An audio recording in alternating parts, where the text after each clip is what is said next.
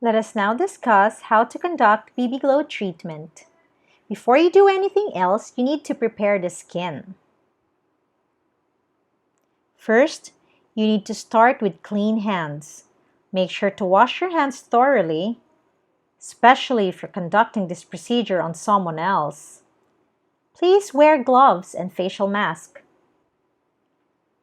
Apply numb cream all over the face. If you're using nano needle, you can skip this step. But for microneedles, most people need the help of numbing creams. Only mild anesthetics can be used. You can leave this for 20 to 30 minutes, depends on the instructions of the manufacturer.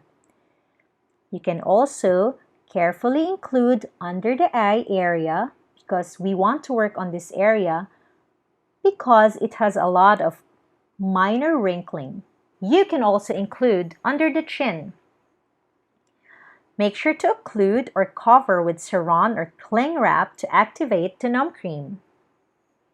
Then you start with your cleansing regimen after removing the numb cream.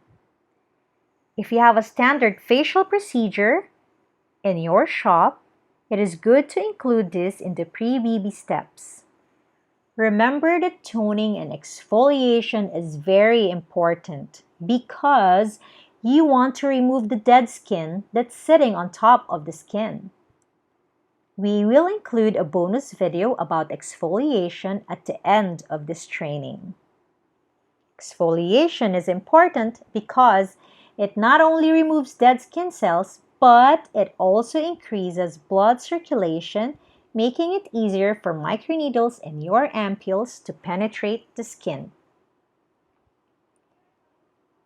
Now let's talk about the actual BB Glow microneedling. When you're conducting microneedling, make sure you stretch the skin because stretching the skin will help you penetrate it even more with your needles. Use light pressure only. Let the machine do its work. Giving it a heavy pressure might cause unnecessary bruising on a person's skin.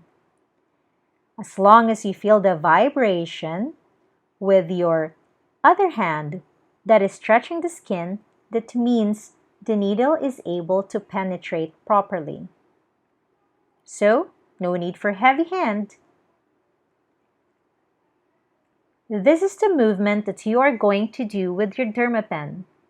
You have to conduct a slow upward and then outward, straight lines, and ending with a circular motion.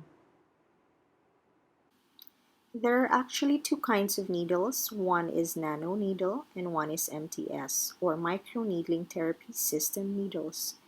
For microneedles or MTS needles, you are mostly suggested to use straight lines and focus on 1 square inch at a time.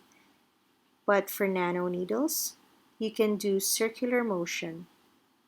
The left side is the MTS needle where you do straight lines, and the other side on the right is nano needles where you do circular movements. Remember to stay focused on an area and do not work on very long lines. We have a video about this in the next coming lectures. Make sure to work in just small square inch area. Do not work too long or in longer areas because you don't want to abrade the skin and you want to focus in a certain square inch area so that you're able to cover every part of it.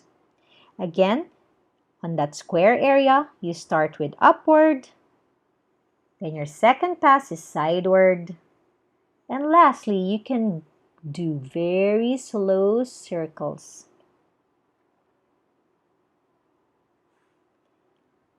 After you have done all of these steps, the skin will feel tight after the microneedling and it might even look red. Watch the video of all the movements of the microneedling to be guided how this is done. After this tight feeling, We need a cooling face mask.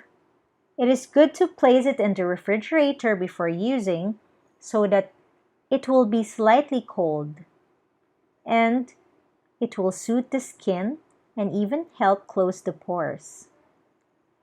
Remember to keep the mask only for 10 minutes on the skin because of osmosis. You know when you're in the pool and you spend too much time in the water, your hands become wrinkly? The same thing is going to happen if you leave your mask on too long. The actual procedure is done after the mask, but you can still continue to have other optional services like the ultrasonic machine or an LED PDT light. A regeneration serum can be added to end your session. If your client came to you while the sun is still out, you have to put sunblock before they leave because the skin will be extra sensitive after a microneedling procedure.